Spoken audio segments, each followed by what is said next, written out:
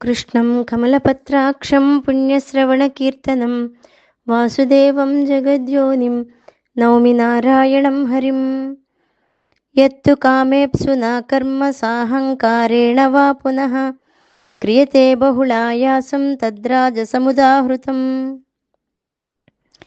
ఫలాపేక్ష ఉన్నవాని చేత కానీ, ఇంకా అహంకారంతో కూడిన వాని చేత కానీ, అధికమైనటువంటి ప్రయాసతో కూడినటువంటి కర్మ ఏది చేయబడుతుందో అది రాజస కర్మ అని చెప్పబడుతోంది అని అర్థం.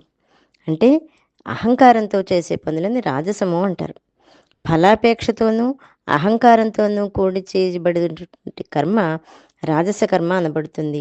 ఆయాసం అని చెప్పక బహుళాయాసం అని చెప్పడం వలన రాజస కర్మ ఎవరైతే అవలంబిస్తారో అతడు అత్యంత ప్రయాసతో కూడిన కార్యాలు చేస్తూ ఉంటాడని తెలుస్తుంది. కానీ అటువంటి కర్మల వలన అతనికి ప్రయాసం మిగులుతుంది, కానీ బంధ నివృత్తి కలగదు. ఎందుకంటే అవన్నీ కూడా అహంకారము, ఫలాపేక్ష లాంటి దోషాలతో కూడుకుతున్నాయి.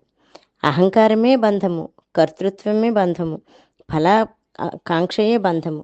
కనుక విజ్ఞుడు అటువంటి రాజస కర్మల జోలికి పోకుండా సాత్విక కర్మలనే నిష్కామ బుద్ధితో ఆచరించాలి.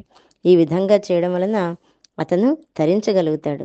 ముందర శ్లోకంలో 4 విధాలు సరిపోయేటువంటి కర్మల గురించి చెప్తూ కర్మ చిత్తశుద్ధికరమై, హృదయ మాలిన్య నివారకమై, దోషభంజకమై, జ్ఞానదాయకమై, మోక్షప్రదమై ఉంటుంది అని చెప్పారు.